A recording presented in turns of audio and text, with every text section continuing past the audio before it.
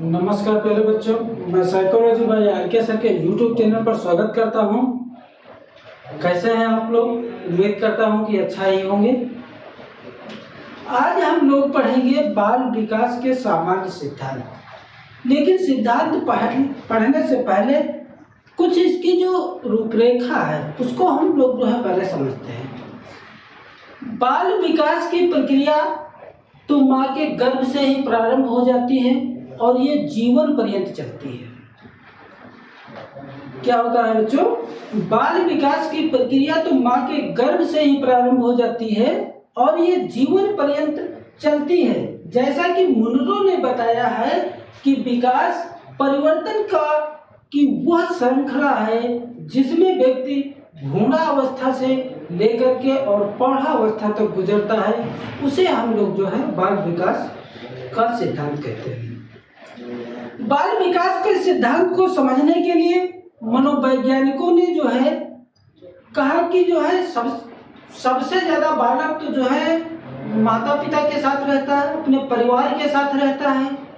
तो इसको समझने के लिए मनोवैज्ञानिकों ने हमारे और आपके माता पिता के पास गए और माता पिता से पूछा कि जो है बालक जन्म से लेकर के आप ही के पास रहता है, आपके साथ रहता है, तो बालक का विकास किस प्रकार होता है इसको बताइए। तो कुछ तो मम्मी पापा ने लोगों के बताया कि जो है बालक का जो विकास होता है उसमें जो है अहम रोल जो होता है वो माँ का होता है। लेकिन कुछ गार्जियन ने बताया कि जो है बालक के विकास में जो है पिता का ज्यादा रोल होता है। कुछ मनोवैज्ञानिकों ने कहा कि नहीं, बालक के विकास में इस समाज का ज्यादा महत्व होता है। कुछ ने बताया कि इस बालक के विकास में घर का ज्यादा महत्व होता है। फिर मनोवैज्ञानिकों ने कहा कि जब बालक के विकास में सबसे ज्यादा तो अपने माता पिता के साथ रहता है, इसलिए जब सभी के भाई बच्चे माता पिता के ही साथ रहते हैं जन्म से ही, तो जब सभी बच्चे जन्म के साथ ही रहते हैं माता पिता के साथ, तो अलग अलग जो है प्रतिक्रिया क्यों? सबकी प्रतिक्रिया एक जैसी होना चाहिए था, लेकिन ऐसा नहीं हुआ। तो जब सभी गार्जियनों की अलग अलग प्रतिक्रिया आई तो मनोवैज्ञानिकों ने क्या कहा कि सभी गार्जियनों की यानी सभी के माता पिता की जो प्रतिक्रिया को सम्मिलित करके और उसी से जो है जोड़ करके कुछ जो है बाल विकास के सिद्धांत प्रतिपादित किए और जिसे हम लोग जो है बाल विकास के सिद्धांत के नाम से जानते हैं। अब हम लोग जो है बाल विकास के जो सिद्धांत हैं उनको एक एक सिद्धांत को पढ़ेंगे। पहले मनोवैज्ञानिकों ने जो सिद्धांत दिया वो बाल विकास का सिद्धांत है और उस सिद्धांत को जो है हम लोग निरंतरता का सिद्धांत कहते हैं।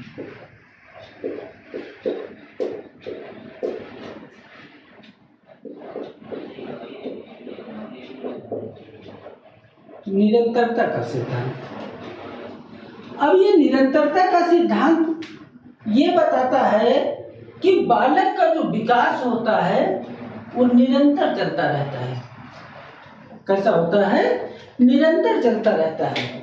या हम ये भी कह सकते हैं कि इस सिद्धांत के अनुसार बालक का विकास जो है वो जन्म से लेकर के या गर्भाधान से लेकर के और प्रौढ़ावस्था तक निरंतर चलता रहता है। यानी बालक का विकास जन्म से लेकर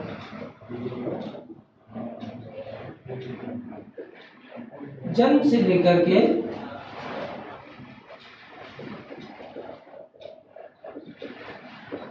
प्रौढ़ावस्था तक निरंतर चलता है।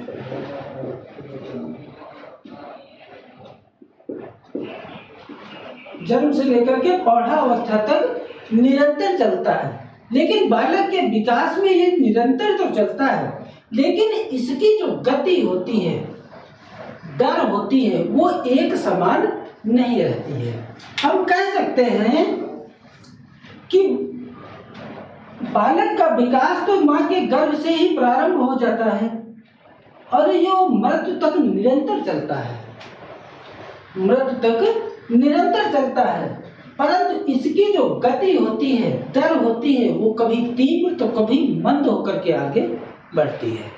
यानी कभी आपने देखा कि बालक के विकास में शैशवावस्था में इसकी गति तीव्र होती है, बाल्यावस्था में थोड़ा स्थिरता आ जाती है, तथा प्रौढ़ावस्था में शुरुआत के वर्षों में यानी पूर्व किशोरावस्था में जो है पुनः एक बार तीव्र हो जाती है और ज्यादा समय तक ये नहीं रुक पाती, और फिर जो है इसमें थोड़ा स्थिरता आ जाती है, मंदता आ जाती है। लेकिन जो है स्थिरता मंदता के साथ साथ जो बालक होता है वो परिपक्व होने लगता है, मिच्योर होने लगता है। इसे हम निरंतरता के सिद्धांत के नाम से जानते हैं। अगला जो सिद्धांत है वो सिद्धांत है कि विकास की जो दर होती है वो समान नहीं रहती है।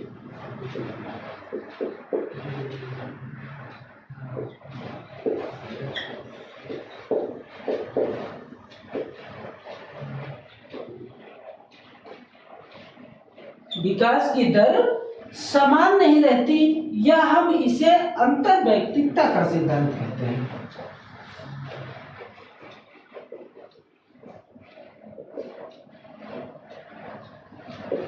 अंतर्वैयक्तिकता का सिद्धांत।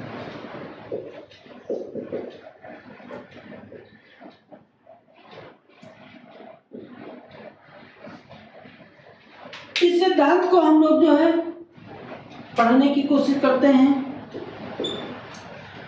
तो इस सिद्धांत के अनुसार दो बालक कभी समान नहीं होते। क्या होता है? आपने देखा कि विकास की दर समान नहीं होती, यानी हम कह सकते हैं कि दो बालक कभी समान नहीं होते।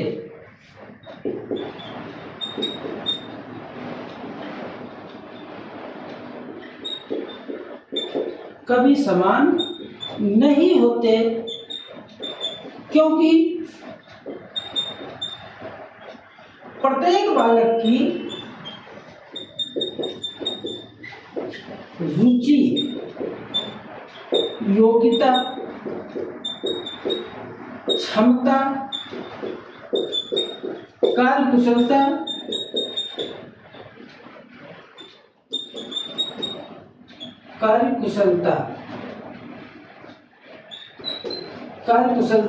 अलग अलग होती है।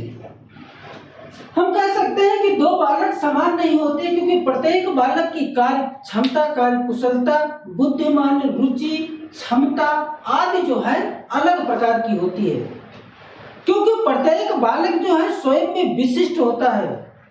प्रत्येक बालक की कार्य क्षमता अलग है, योग्यता अलग है, क्षमता अलग है, कार्यकुशलता अलग है, रुचि अलग है।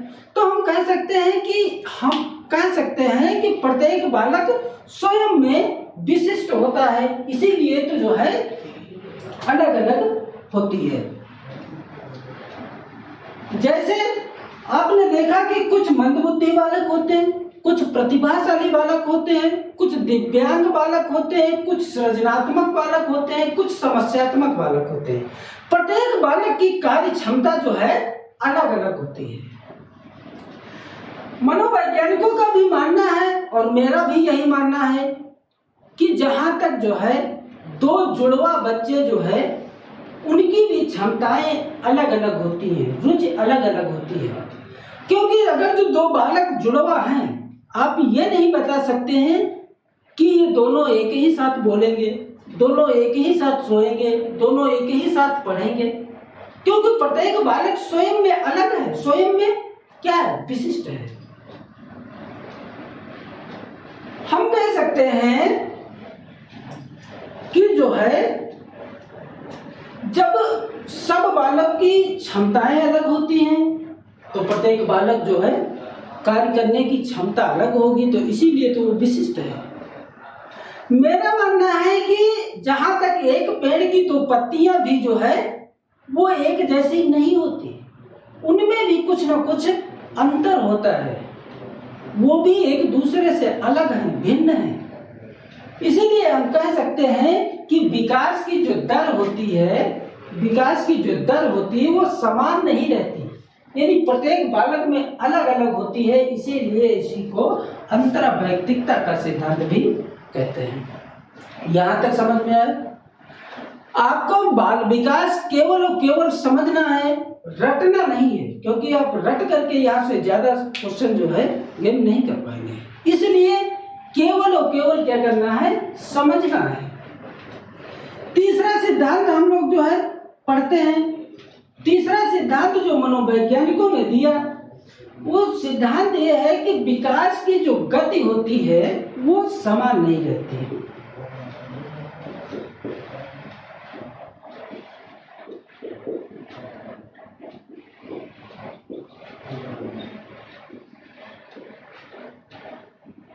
समान नहीं रहती, या इसी को हम अंतरा वैयक्तिकता का सिद्धांत कहते हैं। यहाँ क्या था कि विकास की जो है वो दर समान नहीं थी, और यहाँ क्या है, विकास की गति समान नहीं है, इसीलिए इसी को अंतरवैयक्तिकता का सिद्धांत कहते हैं। यानी यहाँ क्या था, अंतरवैयक्तिकता, और यहाँ क्या है, अंतरवैयक्तिकता। केवल और केवल आपको बाल विकास समझना ही है, रटना नहीं है। आप रट करके यहाँ से क्वेश्चन ज्यादा गेम नहीं कर सकते हैं। तो इस सिद्धांत के अनुसार विकास की जो अवस्थाएं होती हैं वो तो एक समान होती हैं। क्या होती हैं? विकास की जो अवस्थाएं होती हैं वो एक समान होती हैं, लेकिन उनकी जो गति होती है वो एक समान नहीं होती है। जैसे अवस्थाएं तो समान होती हैं, जैसे शैशवावस्था, बाल्यावस्था, किशोरावस्था, प्रौढ़ावस्था और वृद्धावस्था, ये अवस्थाएं तो सभी में समान होती हैं। कोई बालक आपको ऐसा नहीं मिला होगा जो पहले वो किशोरावस्था में पहुंच जाए तब वो बाल्यावस्था में आए, या पहले वो जो है प्रौढ़ावस्था में पहुंच जाए तब वो किशोरावस्था में आए। तो अवस्थाएं तो समान होती हैं, लेकिन जो विकास की गति होती है वो समान नहीं होती, वो समान नहीं होती। हम कह सकते हैं कि जो इसकी गति होती है ये शैशवावस्था में बहुत तेजी से आगे बढ़ती है, और बाल्यावस्था में थोड़ा स्थिरता आ जाती है, मंदता आ जाती है। लेकिन किशोरावस्था में ये शुरू के वर्षों में तो पुनः तीव्र हो जाता है, लेकिन ये ज्यादा समय तक टिकता नहीं है, और फिर उसके बाद में धीरे धीरे कम होने लगती है गति, यानी सीखने का पठार बनने लगता है। लेकिन उसी के साथ ही साथ बालक जो है परिपक्व भी होने लगता है, मैच्योर होने लगता है।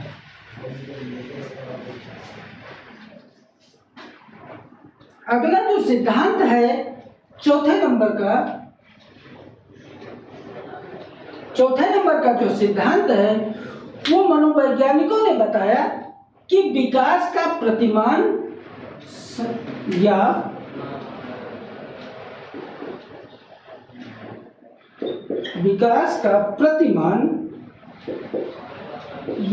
क्रम की एक रूपता का सिद्धांत।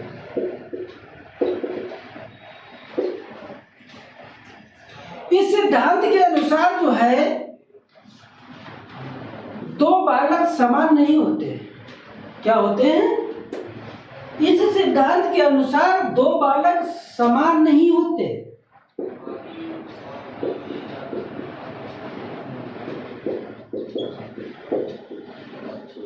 दो बालक समान नहीं होते, लेकिन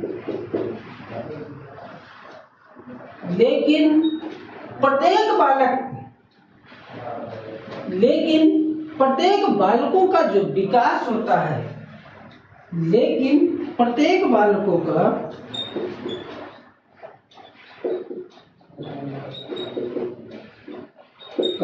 क्रम, पैटर्न समान होता है। क्रम, पैटर्न समान या प्रतिमान समान होता है। आपने देखा कि हमने अभी आपको बताया कि पहले क्या होगा, शैशवावस्था,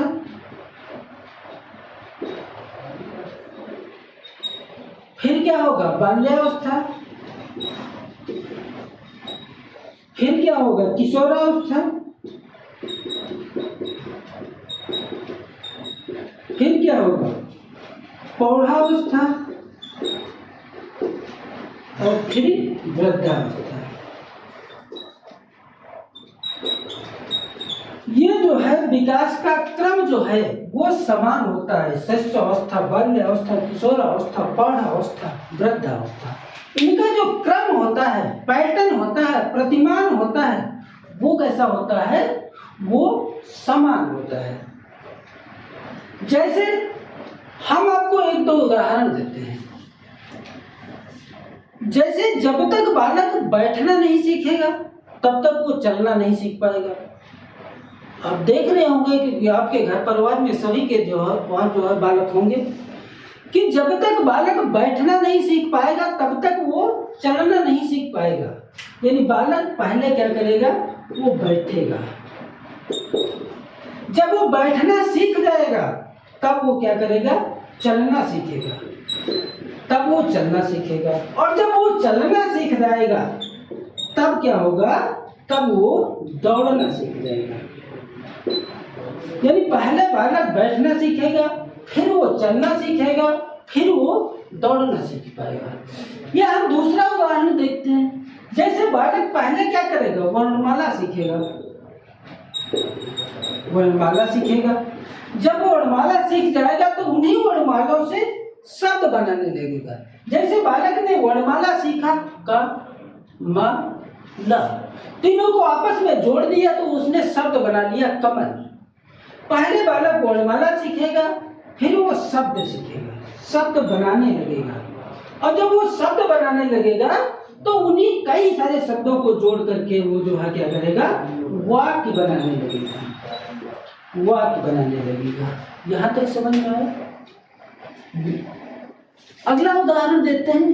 पहले बालक जो है A to Z से वर्णमाला सीखेगा, फिर वो इसी A to Z से वो पहले वर्णमाला सीखा, फिर वर्णमाला से A to Z यानी एप्पल बनाना सीख गया। जब बालक एप्पल बनाना सीख गया,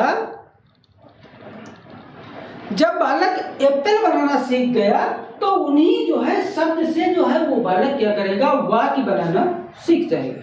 यहाँ तक समझ में आया? कोई दिक्कत, कोई समस्या? प्यारे बच्चों, यदि कोई दिक्कत हो, कोई समस्या हो तो आप जो है निसंकोच आप कर सकते हैं। मेरे कमेंट्स बॉक्स में जो है इसको जो है आप लिख करके भेज दीजिए और मैं अपनी गलती को सुधारता हूँ। तो ये जो विकास का प्रतिमान समान या क्रम की एकरूपता का सिद्धांत है, इसी को परिभाषित करने के लिए भारतीय मनोवैज्ञानिक, कौन से? भारतीय मनोवैज्ञानिक कुप्पुस्वामी ने इस सिद्धांत के दो नाम दिए हैं। उसको भी समझते हैं।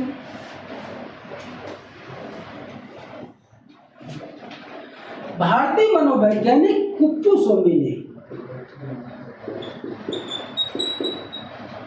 कुप्पुस्वामी ने इस सिद्धांत के दो नाम दिए।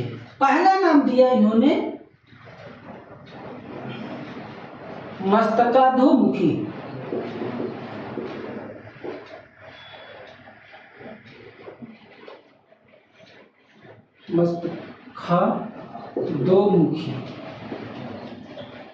मस्तकाधोमुखी और इसी को जो है अंग्रेजी में क्या कहते हैं?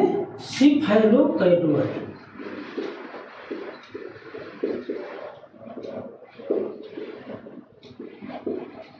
सिफेलोकैटोइड।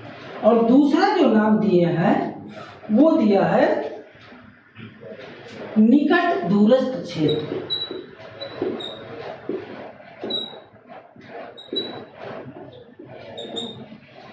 निकट दूरस्थ क्षेत्र, और इसको अंग्रेजी में क्या कहते हैं? Proximo distal. Proximo distal. अब इनको जो है, जो भारतीय मनोवैज्ञानिक कुप्पुस्वामी ने इनके जो ये दो नाम बताए हैं, इन नामों को हम लोग जो है समझते हैं। पहला नाम बताया मस्तकाधोमुखी। मस्तकाधोमुखी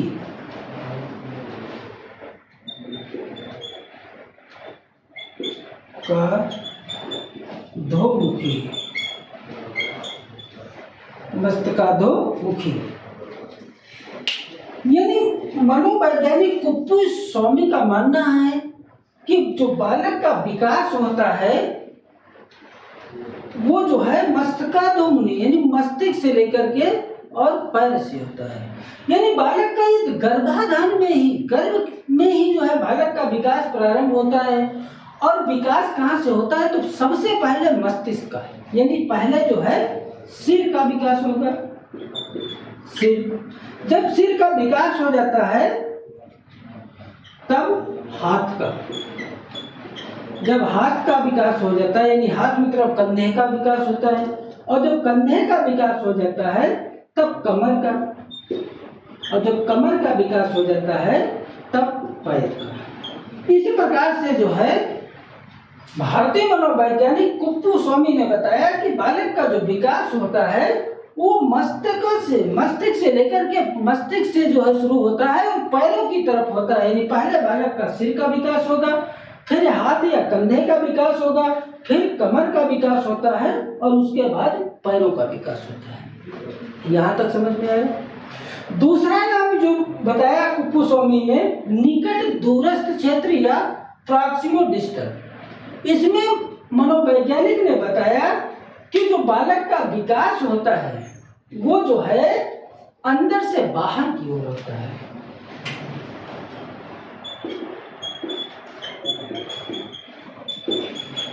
अंदर से बाहर की ओर होता है।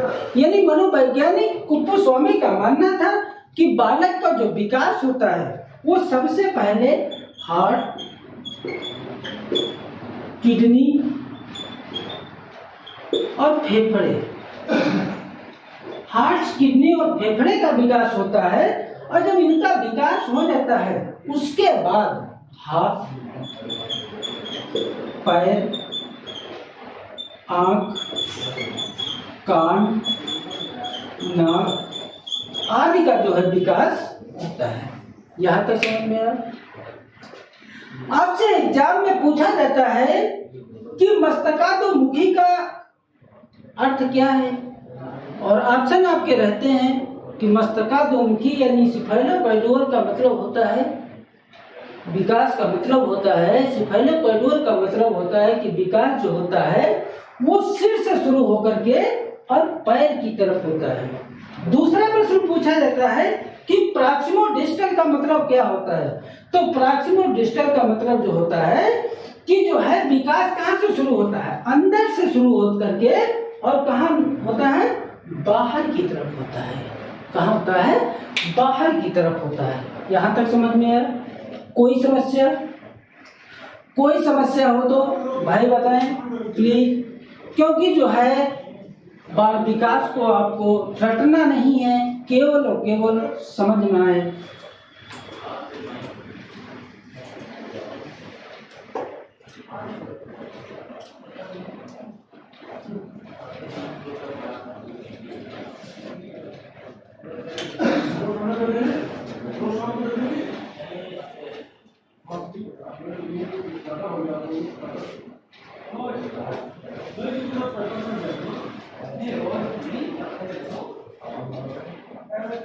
यहाँ तक समझ में है? पांचवा जो सिद्धांत है मनोवैज्ञानिकों ने दिया वो दिया है परस्पर संबंध का सिद्धांत।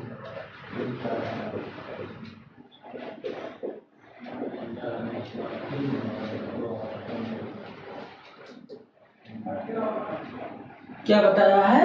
परस्पर संबंध का सिद्धांत। इस सिद्धांत के अनुसार जो है विकास के सभी पक्ष, जैसे शारीरिक, कौन कौन से पक्ष? शारीरिक,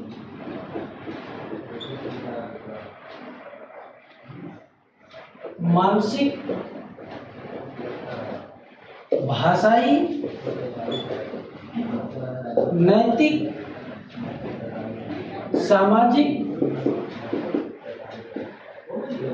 आदि आदि जो है यानी विकास के सभी पक्ष, शारीरिक, मानसिक, भाषाई, नैतिक, सामाजिक, संवेगात्मक आदि पक्ष अंतः संबंधित होते हैं। किसी एक पक्ष में यदि कोई प्रभाव हो जाता है, कोई अड़चन आ जाती है, कोई समस्या आ जाती है, तो उससे जो है दूसरा भी पक्ष प्रभावित होता है। कैसे? तो हम आपको बताते हैं कि दूसरा पक्ष इसलिए प्रभावित होता है कि ये मान लेते हैं कि कोई बालक जो है शारीरिक विकास में पीछे है, यानी वो दिव्यांग है, तो उसको घर से जो है कोचिंग में आने में जो है क्या होगी, समस्या होगी। यदि वो घर से कोचिंग भी आ गया कहीं न किसी के साथ में, किसी साधन से, जब घर से वो कोचिंग आ गए तो उसको जो है जीने की सीढ़ियों पर चढ़ने में जो है दिक्कत होगी, उसको बाजार जाने में दिक्कत होगी, उसको जो है घर परिवार के जो है काम छोटे मोटे करने में समस्या होगी। तो यदि बालक का शारीरिक विकास में पीछे है तो इसका प्रभाव अन्य पक्षों पर भी पड़ेगा, यानी कहीं ना कहीं जो है शारीरिक विकास से उसका मानसिक विकास भी प्रभावित होगा, भाषाई भी प्रभावित होगा, नैतिक भी, सामाजिक भी, यानी सभी पक्ष प्रभावित होंगे। लेकिन यदि बालक का जो है शारीरिक और मानसिक विकास अच्छा है तो उस बालक का जो है भाषाई विकास अच्छा होगा, सामाजिक विकास अच्छा होगा, नैतिक विकास अच्छा होगा। इसलिए मनोवैज्ञानिकों ने बताया कि जो है विकास के जो जितने पक्ष होते हैं वो आपस में संबंधित होते हैं। इसीलिए इस सिद्धांत को परस्पर संबंध का सिद्धांत बताया है। अगला जो सिद्धांत बताया है वो बताया है एकीकरण का सिद्धांत।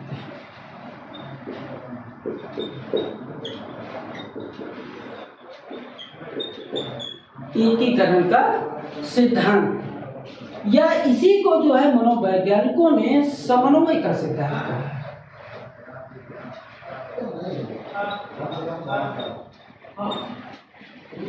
समन्वय का सिद्धांत, इसको हम लोग जो है पढ़ते हैं। मनोवैज्ञानिकों ने कहा कि इस सिद्धांत के अनुसार पहले बालक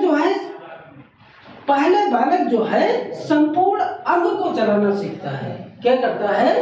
पहले बालक संपूर्ण अंग को चलाना सीखता है, फिर जो है अंग के भागों को चलाना सीखता है, और फिर जो है अंग एवं भागों को यानी आपस में दोनों को जोड़ करके एक साथ चलाना सीखता है।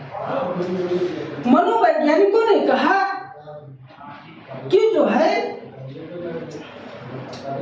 जैसे कोई बालक है वो पहले जो है हाथ को चलाना सीखता है, पहले वो हाथ को चलाना सीखता है यानी कंधे को चलाना सीखता है, फिर वो बालक उंगलियों को चलाना सीखता है। जब वो उंगलियों को चलाना सीख जाता है तो जो है हाथ और उंगलियों को एक साथ जोड़ करके परस्पर एकीकरण करके यानी जोड़ करके परस्पर यानी आपस में जोड़ करके चलाना सीख जाए तो उसी को मनोवैज्ञानिकों ने क्या कहा है?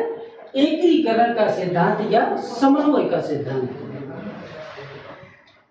एकीकरण का सिद्धांत या समन्वय का सिद्धांत। अब आपको ये जो है सिद्धांत पढ़ करके लगता होगा कि ये तो बहुत आसान है, कुछ बालकों को लग रहा होगा कि ये बहुत आसान है, लेकिन इतने आसान नहीं जितने आसान आप लोग समझ रहे हैं। एक बार सीटेट में जो है 2016 में एक प्रश्न पूछा गया। वो प्रश्न ये था कि जब बालक पहली बार स्कूल जाता है, रोता है, चिल्लाता है, लेकिन वही बालक जब प्राथमिक विद्यालय में जाता है तो वो रोता चिल्लाता नहीं है, बल्कि उसके चेहरे पर तनाव आ जाता है, गर्दन की जो है नसें तन जाती है, सिकुड़ जाती है। इसको आप किस रूप में देखते हैं? तो आपने देखा कि जब बालक पहली बार स्कूल गया तो वो रो चिल्ला रहा है। वो रो चिल्ला इसलिए रहा है क्योंकि वो अपने घर से अलग हो रहा, अपने परिवार से अलग हो रहा, अपने मम्मी पापा से अलग हो रहा है, इसलिए वो बालक क्या करता है? रोता है, चिल्लाता है। लेकिन वही बालक जब प्राथमिक विद्यालय में जाता है, आपने देखा कि प्राथमिक विद्यालय की जो बालकों की आयु होती है वो लगभग 5 से 6 वर्ष होती है। जब वही बालक प्राथमिक विद्यालय में जाता है तो वो रोता चिल्लाता नहीं है, बल्कि क्या होता है, उसके चेहरे पर तनाव आ जाता है, गर्दन की जो है नसें हैं ये खिंच जाती हैं। लेकिन चेहरे पर तनाव आ जाता है, गर्दन की नसें खिंच जाती हैं, क्यों? क्योंकि जब बालक प्राथमिक विद्यालय में गया तो कुछ न कुछ उसके संवेगों में परिवर्तन हो गया, और जब वो बालक के संवेगों में परिवर्तन हो गया तो वो अपना दुख जो है रो चिल्ला करके नहीं प्रदर्शित कर रहा, बल्कि चेहरे पर उसके तनाव आ जाता है। इसलिए जो है चेहरे पर तनाव आ जाता है और जो है गर्दन की नसें खिंच जाती है, क्योंकि वो अपना दुख, चिंता उसको उतनी ही है जितनी पहली बार वो स्कूल गया था। लेकिन चिंता आज भी इतनी है जब वो प्राथमिक विद्यालय में गया। लेकिन यहाँ पहली बार स्कूल गया था तो अपने दुख को रो चिल्ला करके बता रहा था, लेकिन जब वो प्राथमिक विद्यालय में जाता तो अपने दुख को रो चिल्ला करके नहीं प्रदर्शित कर रहा है, बल्कि उसके चेहरे पर तनाव आ जाता है, उससे उस दुख को जो है प्रदर्शित करता है। अगला जो सिद्धांत मनोवैज्ञानिकों ने दिया, 7 नंबर का जो मनोवैज्ञानिकों ने सिद्धांत दिया, उस सिद्धांत का नाम है कि विकास की दिशा जो होती है, विकास की दिशा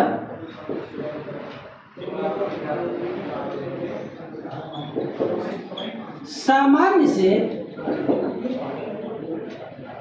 विशिष्ट होती है।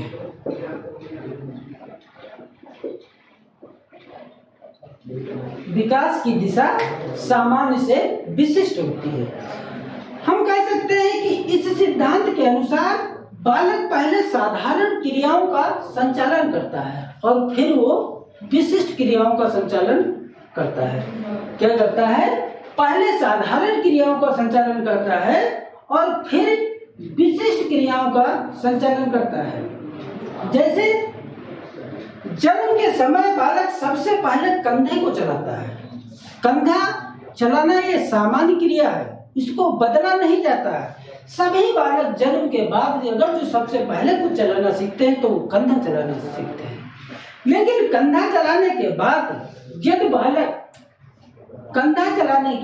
यदि बालक वही बालक क्या करे, प्रॉपर उंगलियों को चलाना सीख जाए तो वो कैसी क्रिया हुई? वो विशिष्ट क्रिया हुई। यानी बालक सबसे पहले क्या करता है? कंधा चलाना सीखता है। फिर वही बालक कंधा चलाने के साथ साथ ये उंगलियों को प्रॉपर चलाने लगे तो वो क्रिया विशिष्ट क्रिया कहलाती है। हम आपको 1-2 उदाहरण देते हैं। जैसे आपने बालक को सिखाया माँ, पा, चा, ना, ये शब्द आपने बालक को अक्षर आपने सिखाया है। तो ये शब्द कैसे हैं? ये सामान्य शब्द हैं, इनसे सामान्य अक्षर हैं, इनसे बहुत से शब्द बन सकते हैं। जैसे पा से पापा भी हो सकता है तो पा से पानी भी तो हो सकता है, चा से चाचा भी हो सकता है तो चा से चम्मच भी तो हो सकता है। तो ये शब्द कैसे हैं? ये सामान्य शब्द हैं। लेकिन वही बालक माँ से मम्मी, पा से पापा, चा से चाचा या चाची, ना से नाना नानी आदि सीख जाए तो ये कैसी क्रिया हुई? ये विशिष्ट क्रिया हुई। दूसरा हम लोग जो है एग्जाम्पल देते हैं। आप कक्षा में पढ़ रहे हैं तो ये कक्षा कैसी है? ये सामान्य कक्षा है। ये कक्षा कैसी है? तो ये सामान्य कक्षा है। क्यों? क्योंकि यदि यहाँ पे जो है कोई लड़के पास होंगे, कोई फेल होंगे, कोई टॉप कर जाएंगे, कोई अच्छे नंबर लाएंगे, कोई बॉर्डर पे होंगे, तो ये कैसे? यहाँ तो सभी सामान्य बच्चे बैठे हैं। भाई कुछ बालकों की क्षमता अलग होती है, कुछ बालकों की क्षमता अलग होती है, तो सभी प्रकार के बालक बैठे हैं, वो कैसे होगी? सामान्य कक्षा हुई। लेकिन उसी कक्षा से यदि कोई बालक आपके एग्जाम में टीटी सीटेट में टॉप कर जाए, यदि वही कक्षा से कोई बालक ये टॉप कर जाता है तो वो बालक कैसा हो गया? विशिष्ट हो गया। यानी सामान्य बहुत चीज और विशिष्ट बहुत थोड़ा। एक बार आपके एग्जाम में प्रश्न पूछा गया कि विकास की दिशा जो होती है, चलिए मैं प्रश्न ही देखते हैं। विकास की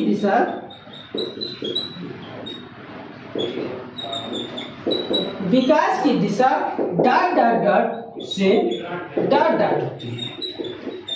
और आपके ऑप्शन थे विशिष्ट से सामान्य, लिख ही देते हैं, विशिष्ट से सामान्य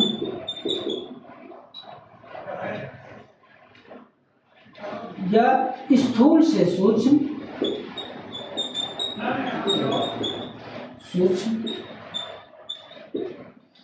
दोनों या नन ऑफ दिस, दोनों या नन ऑफ। तो आपका ऑप्शन क्या रहेगा?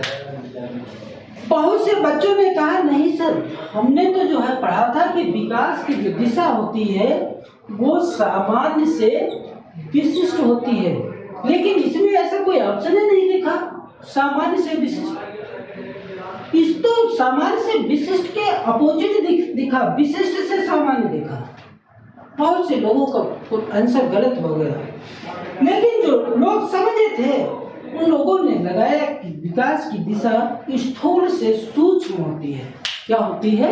स्थूल से सूक्ष्म, यानी स्थूल का मतलब बहुत बड़ा भाग, बहुत बड़ा, और सूक्ष्म का मतलब बहुत छोटा। यही तो ये चीज बता रहा है, सामान्य का मतलब बहुत बड़ा और विशिष्ट का मतलब बहुत छोटा। ये बालक को आपको जो है, जैसे मान लो लखनऊ के विषय में बताना हो, कोई विदेशी बालक आया और उसको आप लखनऊ के विषय में आपको बताना हो, तो बालक को जो है डायरेक्ट आप लखनऊ के विषय में ना बताइए, पहले जो है भारत के विषय में बताएं, वहाँ की के क्षेत्रफल के विषय में बताएं, वहाँ की जनसंख्या के विषय में बताइए, फिर जो है वहाँ के जितने स्टेट हैं, यानी भारत के जितने स्टेट हैं उसके विषय में बताइए, फिर उस स्टेट में आप उत्तर प्रदेश को बताइए, फिर उत्तर प्रदेश में आप लखनऊ के विषय में बताइए। तो आपने शुरू कहाँ से किया था? भारत से, और उसको बता कहाँ दिए? लखनऊ। तो भारत क्या है? ये सामान्य है, लेकिन लखनऊ क्या हो गया? क्वेश्चन के अनुसार विशिष्ट हो गया। यहाँ तक समझ में आया? कोई दिक्कत, कोई समस्या हो तो जरूर बताएं। अगला जो सिद्धांत दिया मनोवैज्ञानिकों ने, वो दिया कि विकास की जो गति होती है, विकास की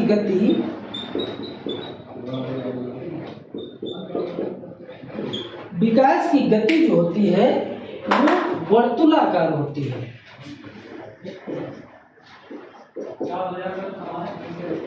वर्तुलाकार होती है, यानी स्पाइरल होती है।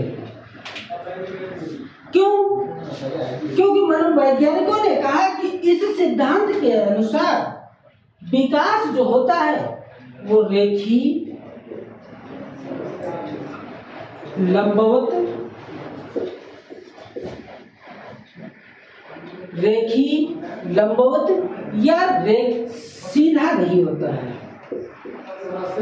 या सीधा नहीं होता है, जबकि विकास कैसा होता है? वर्तुलाकार होता है। मनोवैज्ञानिकों ने कहा कि जो है विकास ये वर्तुलाकार होता है क्योंकि विकास जो है आगे बढ़ते हुए पीछे हट करके अपने विकास को अस्थायी बना लेता है। अस्थायी बनाने की से ही उस विकास की जो गति होती है वो इस प्रकार वर्तुलाकार हो जाती है। देखा आपने कि यदि कोई छोटा बालक साइकिल चलाना सीख रहा है तो वो कुछ क्रियाएं तो साइकिल की वो जल्दी सीख लेता है, लेकिन कुछ क्रियाएं वो जल्दी नहीं सीख पाता, देर में सीख ले पाता है। तो बीच में ऐसा प्रतीत होता है कि अब जो है ये जो बालक साइकिल चलाना सीख रहा है इसमें कुछ परिवर्तन नहीं दिखाई दे रहा, बहुत ना के बराबर परिवर्तन दिखाई देता है। तो वो ना के बराबर परिवर्तन नहीं दिखाई देता है, वो सीख तो उतनी ही तेजी से रहा है, लेकिन बालक जो पहले सीख चुका है उसको अस्थायी बनाते हुए तब आगे बढ़ता है। इसलिए मनोवैज्ञानिकों ने कहा कि विकास जो होता है वो वर्तुलाकार होता है, स्पाइरल होता है। या दूसरा एग्जाम्पल देते हैं कि जैसे आपने देखा कि कोई बालक जो है वो जो है कंप्यूटर सीख रहा है, तो कंप्यूटर में वो कुछ क्रियाएं तो बालक जल्दी सीख जाता है, या टाइपिंग सीख रहा है, कुछ तो टाइपिंग वो जल्दी सीख लेता है, लेकिन कुछ नहीं जल्दी सीख पाता है। लेकिन वो जो जल्दी बालक सीख चुका है टाइपिंग, जो क्रियाएं सीख चुका है, उसको अस्थायी बनाते हुए तब वो आगे बढ़ता है। तो जो बीच का ये समय होता है, उसी को जो है वर्तुलाकार की आकृति होती है। अगला जो मनोवैज्ञानिकों ने सिद्धांत दिया है, वो बताया है कि विकास की भविष्यवाणी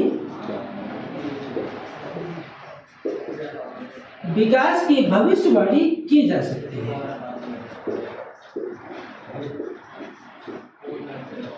विकास की भविष्यवाणी की जा सकती है। हम भी कह सकते हैं कि बालक के प्रारंभिक गतिविधियों को देख करके उसके भावी जीवन की संभावनाओं का पता लगाया जा सकता है। जैसे कोई बालक है, उसके जो है हाथ की हड्डी का एक्सरे द्वारा लिए गए चित्र से हम ये बता सकते हैं कि आगे चल करके 5 साल या 10 साल आगे चल करके उसके जो है हाथ की हड्डी का आकार प्रकार कैसा होगा। उसी प्रकार हम बता सकते हैं कि बालक की जो प्रारंभिक गतिविधियां होती है, उसको मैं देख करके उसके भावी जीवन की संभावनाओं का पता लगा सकते हैं। अगला जो सिद्धांत दिया मनोवैज्ञानिकों ने, वो बताया कि जो विकास जो होता है वो वंशानुक्रम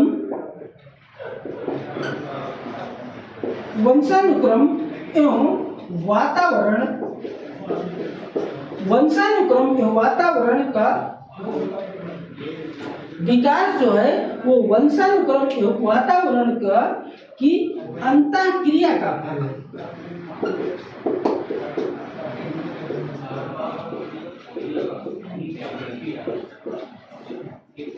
अंतःक्रिया का हल है। इस सिद्धांत के अनुसार वंशानुक्रम में वातावरण दोनों की जो है संयुक्त देन होती है, दोनों की संयुक्त देन होती है। जिस प्रकार से वृद्धि और विकास में वृद्धि जहाँ पे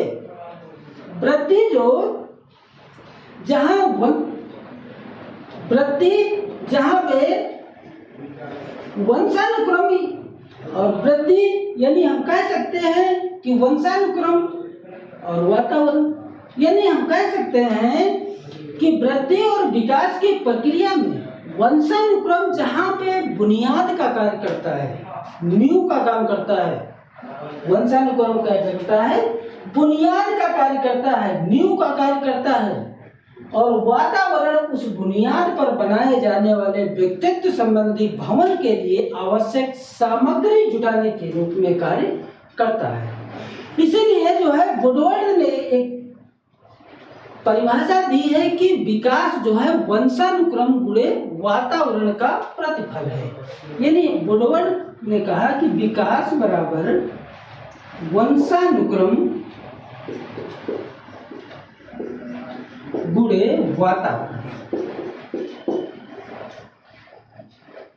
वातावरण। ये किसने कहा? तो ये वुडवर्ड ने कहा, वुडवर्ड ने कहा। यहाँ तक समझ में आया? कोई दिक्कत, कोई समस्या हो तो बताएं।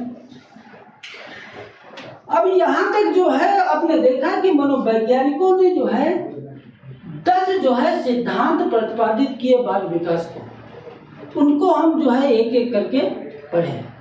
अब यहाँ से प्रश्न कैसे बनते हैं, तो उन प्रश्नों की भी जो है हम लोग जो है थोड़ी बहुत यहाँ चर्चा कर लेते हैं।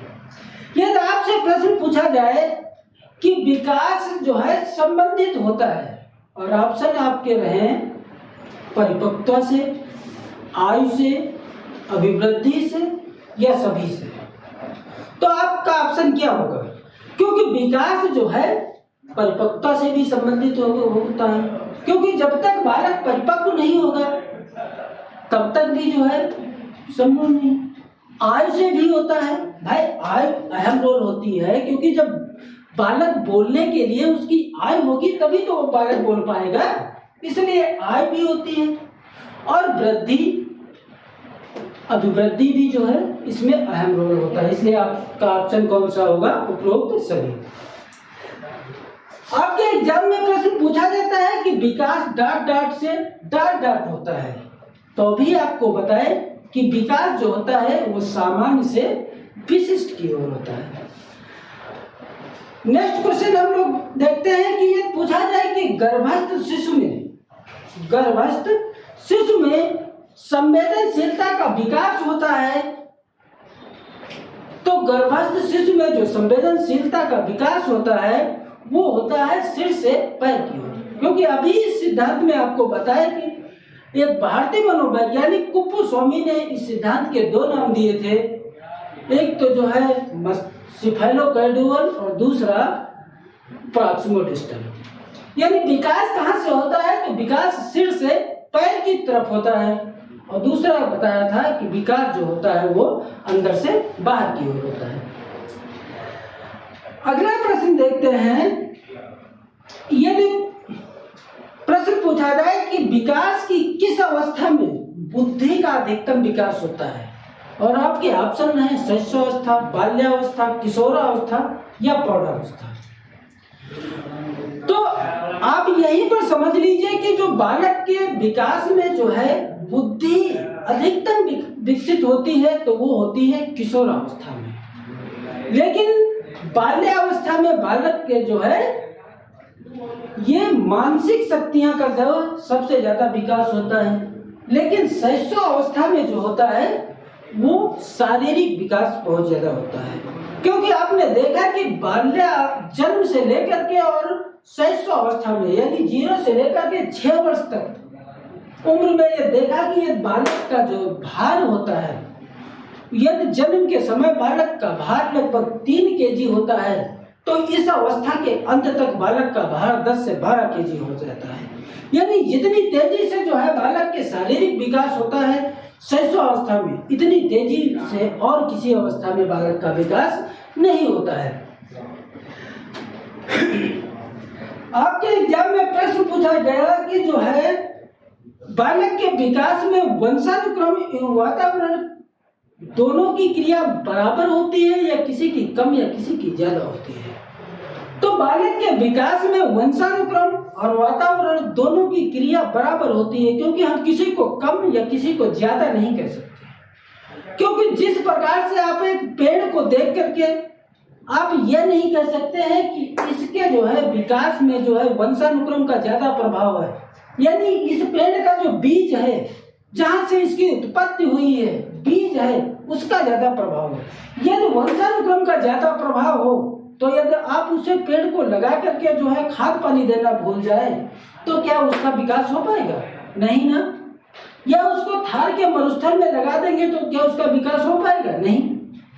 लेकिन यदि हम ये भी नहीं कह सकते कि वातावरण का ज्यादा प्रभाव है। भाई यदि वातावरण का ज्यादा प्रभाव हो तो हम छोटा सा तुलसी का पेड़ लगा दें तो क्या वो आम के जितना बड़ा पेड़ हो सकता है? नहीं ना। इसलिए जो है हम किसी को कम या किसी को ज्यादा नहीं कह सकते हैं। इसी प्रकार से बालक के विकास में वंशानुक्रम और वातावरण दोनों की बराबर भूमिका होती है, न तो किसी की कम और न तो किसी की ज्यादा। आई होप मेरा वीडियो आपको पसंद आया होगा। यदि पसंद आए तो इसे लाइक शेयर सब्सक्राइब अवश्य करें। Thanks a lot for this session. Thank you.